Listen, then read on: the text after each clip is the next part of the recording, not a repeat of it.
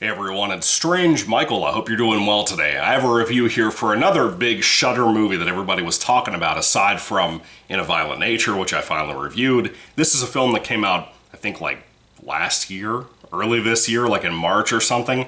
Anyway, 2024 film called Late Night with the Devil. Now, I had everybody talking about this film. Friends of mine who don't even like found footage movies were talking about this movie.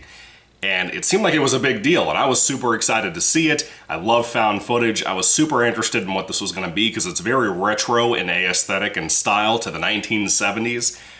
And I was curious what was going to happen with that. And I even recognized the main guy. He was the guy that Harvey Dent thought was the Joker in The Dark Knight in 2008. Now he's playing Polka Dot Man in The Suicide Squad. I don't know how to say his name. It's David Damamashamala. I don't know how to say his name. It doesn't matter. Anyway, Late Night with the Devil is, to me, a very, very fair movie. A very okay movie. It's one of those movies that's so simplistic in every way possible that normies are blowing it out of the water. Now, people like me who are hardcore horror fans, I like it a lot. I think it's got a lot of good stuff in it, but it's just okay. It's just okay. Despite my likes for it, the certain things I really like about it and respect it, other parts of it really kind of contaminate and ruin the movie. And I'm ashamed to say that because I wanted to love this, but no. I don't really recommend it to most people. Nor would I say that it's a traditional found footage movie, and frankly, it even violates the rules that the film sets up from the get-go. Almost immediately, it starts to ruin them and jump out of the laws that it creates for itself. So anyway, there are certain things in the film that could not happen if this is a found footage movie. It would be total bullshit, but they don't care. They don't care enough to even explain that. So, what is Late Night with the Devil about? Well, obviously from the title, it's a late night TV show ran by Polka Dot Man himself. He's playing a very Jimmy Kimmel type of character, and what I mean by that is he's just not fucking funny at all. It's in the 1970s, and supposedly from the opening narration of the film, this is a live broadcast on Halloween night of this show by this guy, played by Polka Dot Man, that had lost his wife. He's now come back to late night in 1977 on his TV show. And we're watching a live broadcast of what happened that night. Apparently, they had a little girl who is supposedly possessed by the devil or a demon of some sort. He wants to talk to her and her hypnotherapist that takes care of her too a little bit. And things go horribly wrong. But the idea of it is it's the 1970s. It looks like the 1970s, the way it's shot sometimes, and that looks really, really good in my opinion. When they go to commercial break, the film typically cuts to black and white, and we have people kind of wander off the set and go in the back rooms and talk and stuff. Those are really interesting scenes too. The movie kept me intrigued from the get-go. Even if it was breaking its own rules sometimes, I was having a good time with what I was seeing. I thought these characters were pretty interesting for what they were. Some can get on your nerves, like there's one guy who's kind of the skeptic guy, and he's pretty annoying, I'll be honest with you. The actor's not bad. I think everybody gives a pretty solid performance here, even the young girl who may or may not be possessed. I just didn't like this movie all that much. It's fine for what it has to offer, but again, it's very simplistic. It got in a lot of trouble and a lot of controversy, apparently, for using AI. Who gives a shit? Who gives a shit? I don't care. But Late Night with the Devil was fairly intriguing. I just don't think it's going to be for everybody. I tried to get my mom to watch this the other weekend when I went to see her, and she was like, no, not sitting through this. So, I don't know. If you're not into found footage, you're probably not going to like this, but even if you're like me and you love found footage movies, there's really not a whole lot here for you to be intrigued by, because it's just not what you're used to.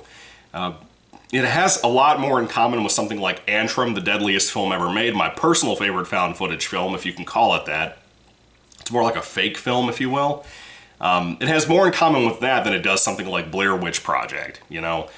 But the biggest issue for me was the CGI effects. They have a lot of moments of like lightning and monster faces and fake static on the screen edited in post-production and that kind of thing.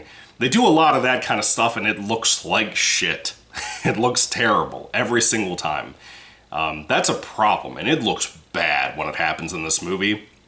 There's one particular moment towards the finale that's supposed to be pretty shocking, that kind of is shocking, but then when you see what's happening, you're like, oh no.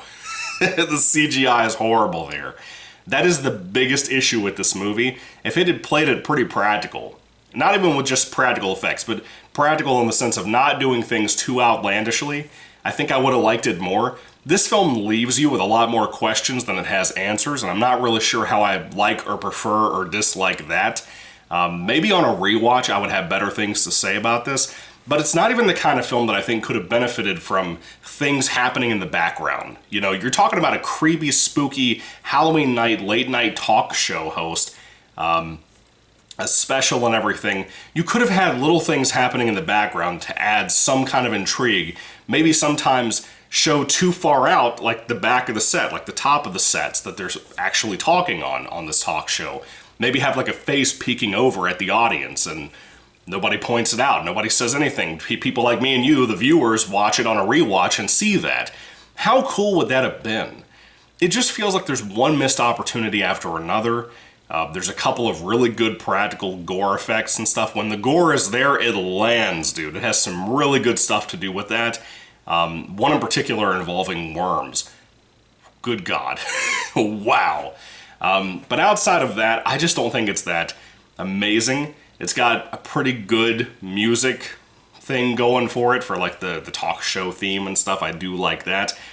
But Polka Dot Man himself, they don't give him any real comedic lines to work with, and when they do, it feels almost improv and, again, a boring Jimmy Kimmel, more modern-day talk show host than 1970s talk show host type of writing, and it's bad. It's bad. I'm not laughing or anything. I'm just engaged with the general what's going on, you know? The skeptic versus the girl that may or may not be possessed. That stuff sounds generic, but it's very well done here, which is a good plus for this and why I liked certain elements of it so much. At the end of the day, though, I'm just not super into this.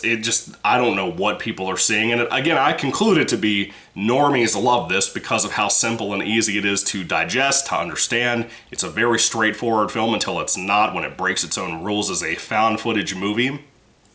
And it's not going to be for everybody. If you're a more seasoned horror fan, I think you'll be entertained by this like I was, but I don't think you're going to love it, want to buy a physical copy when it's coming out here soon, apparently, too. I don't think you're going to be one of those people like me. So, if you're newer to horror, if you haven't seen something like this before, if it sounds super interesting to you, you may really love it, to be honest with you. But I don't think the majority of people are going to, like, gush over this. I really don't, even though it seems like it online. I don't think more seasoned fans like myself of the genre, or my mom for that matter, are going to adore and cherish something like this. I don't mean that to be as harsh to the filmmakers out there. They did a really solid job with everything they had to do, like recreating the 70s and some of the certain things they did. I think it worked really well most of the time. But I just don't love it. If I had to rate Late Night with the Devil on a 5-star basis, I would easily give this a 3 out of 5 stars. Very cool for what it was trying to do. It just, the execution, man, it's so sloppy sometimes. And I don't really get the adoration that I saw all the time throughout this year. People calling this the best horror film of 2024.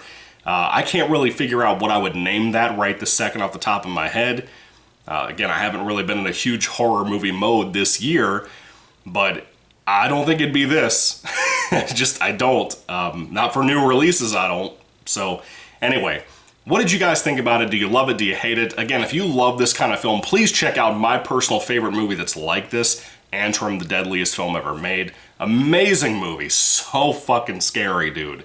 Anyway, thank you all for watching, guys. God bless you all. Catch you later. 3 out of 5 stars for Late Night with the Devil. Pretty entertaining flick for what it is. Just messy. I don't know if it's budgetary issues or what. So anyway, thank you guys. God bless you again. Goodbye.